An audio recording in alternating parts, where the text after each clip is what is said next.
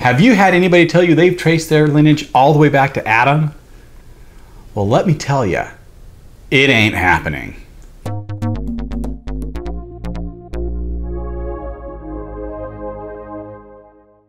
Howdy, I'm Andy Lee with Family History Fanatics, and today we're talking about tracing our lineage back to antiquity and whether it's even possible. When I was about 10 or 11 years old, I had one of my friends from school that brought me this sheet of paper that showed her lineage all the way back to Adam. It was about 120, maybe 140 generations, had the names of obviously recognizable her parents and her grandparents, and then once you get back past about 10 or 15 generations, those names start to look really funny until you get back to Noah and his forefathers are all recorded in the Bible. And those names I recognized. But all the names in between, were those real? Did that even make sense? Well, let's talk a little bit about what people might mean when they say that they've traced their lineage back to Adam. Usually what they mean is that they have a family tree that somebody, maybe they know who, maybe they don't know who, has put together that has names all the way back to Adam. And so there's a name saying that this person was the son or daughter of this other person who was a son or daughter, blah, blah, blah. And like I said, it's about 120 to 140 generations. The major thing lacking with that is there's no documentation on these one-page sheets that trace your lineage back to Adam. What we're talking about with genealogy or family history is we want to have documented relationships for each generation. And that documented relationship has to be corroborated with other contemporary records. Now, records is really loose as you start to go back. We usually think of records as something that's written down, but records could be something that's inscribed on stone. It could be a piece of pottery that records something. It could even be an oral history that somebody has that's been passed down for generations in some instances. Now, by corroboration, I mean that you have to have multiple records that support the same thing, and those records have to be independent of each other. In other words, if I make a record and I say on a piece of paper, I was born on such and such a date, and I give that paper to a friend, and he creates another piece of paper that says, Andy was born on such and such a date, well, those two records aren't independent because they're all based off of the exact same record. And so when we're talking about corroboration, we want to have at least two and hopefully a lot more records that tell us the same information. So as we're trying to trace our lineage back in time, once we get past a certain point, we run into some very big problems. And that's what I want to talk about today. So the first big problem is lines of ancestry. And what do I mean by that? Well, simply put, I mean that you have two parents.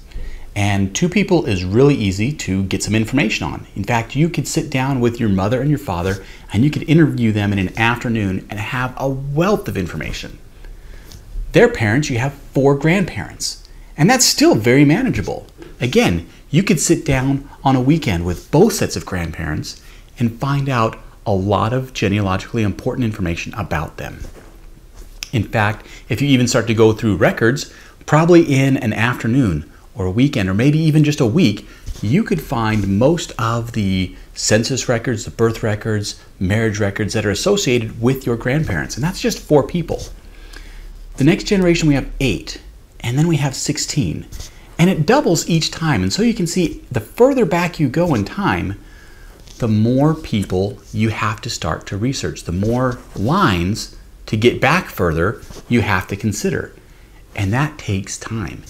If we're just talking about an hour for each person, by the time you get to, say, your 30th great-grandparents, you're only back to about 1000 AD. So we haven't even gotten back to where records start to disappear. You have about 4 billion different lines that you have to go through.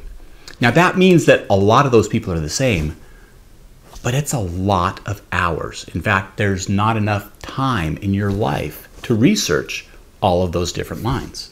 So that's the first problem we run into, is the further back we go, the more people we have to research, the more records we have to find for all these different people in order to show that we have a documented relationship to the next generation. The second major problem is the record availability. Now, we live in a time when we have been able to digitize stuff, when we have preservation of our written documents, and that's been great because a lot of the records in the 20th century and even the 19th century have been preserved for our time today. But the further back you go, records start to fall off. Sometimes it's because those records were never even kept. For instance, births, marriages, and deaths, or christenings, marriages, and burials, weren't recorded for the most part until about the 16th century. So all of those births, marriages, and burials before that, there's usually no record of. Now, for people that may have had money or the nobility, there may have been more records kept for them. But at some point, the literacy rate really affects what records are being kept. And so the further back you go, the less records are even available to look at. And so when you think about all the different ancestors that you have, and now the fact that there's not as many records anymore, it's going to be really difficult to find multiple records to corroborate a documented relationship. So the second major problem as we go back in time is that the records are not always available that could even give us a documented, corroborated relationship. The third major problem as we start to trace our ancestors back in time is record reliability. When we think about genealogical records, all of these records were not created with genealogy in mind. They all had some other purpose. For instance, census records are made to count people.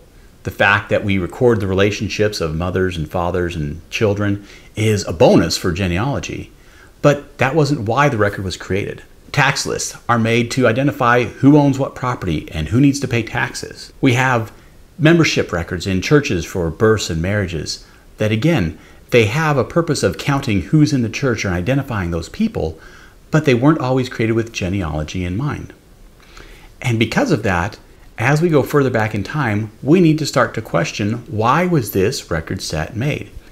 One of the big problems with tracing our ancestry back in time is by the time you get to the Middle Ages, most of the records are based off of certain family trees that were created by the nobility.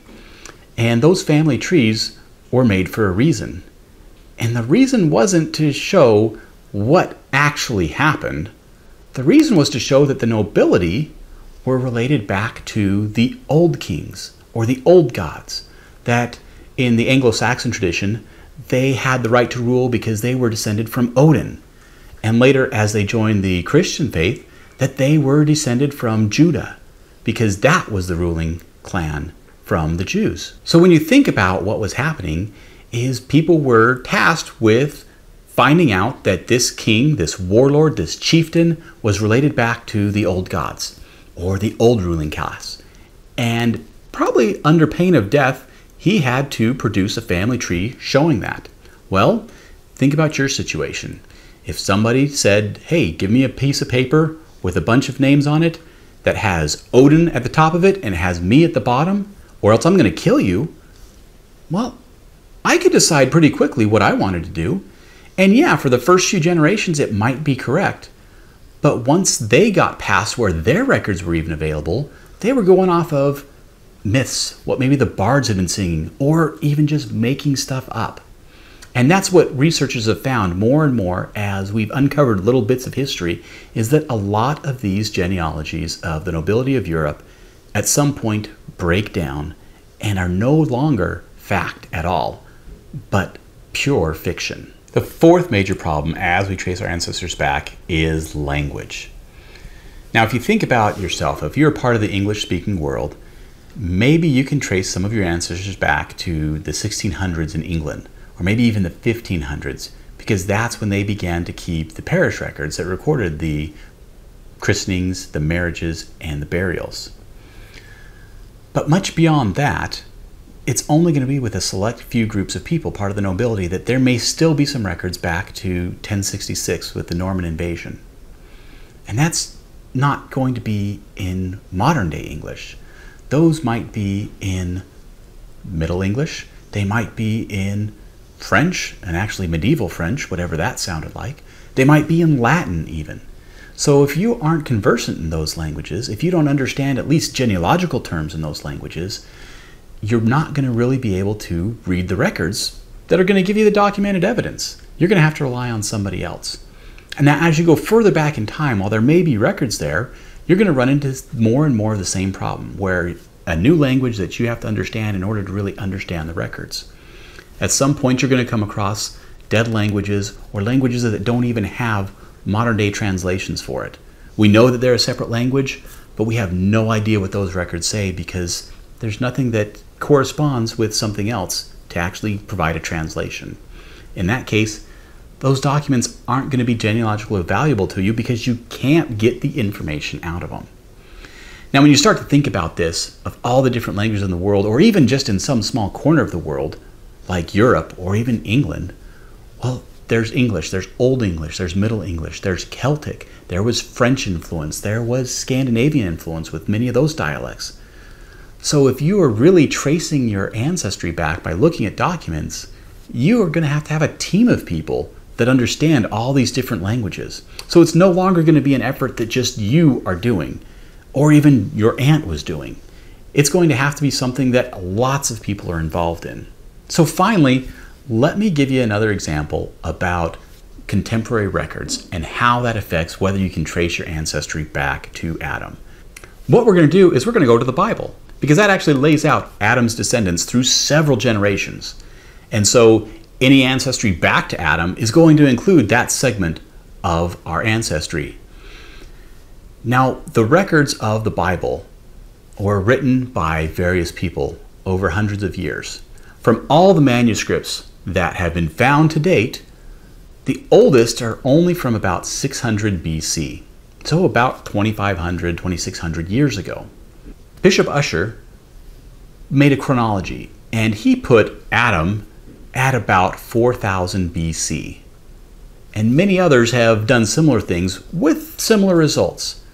So if you think about that, the oldest records of the Bible that we have are from 600 BC, yet Adam was from 4000 BC, which is almost 3,400 years before. So it's almost 1,000 years older than we are from the oldest records of the Bible. So, contemporary-wise, well, if I was writing about the time of 500 to 600 BC, you really wouldn't call that contemporary, would you? So if we're going to rely on the Bible as a source, well, maybe there's some corroboration. The problem is there's not. We don't have any corroborating evidence for that descendancy that is recorded there for Adam. And so you can't trace your lineage back to Adam, at least in a genealogical sense. Now, if you want to do that from your own religious sense, that's fine.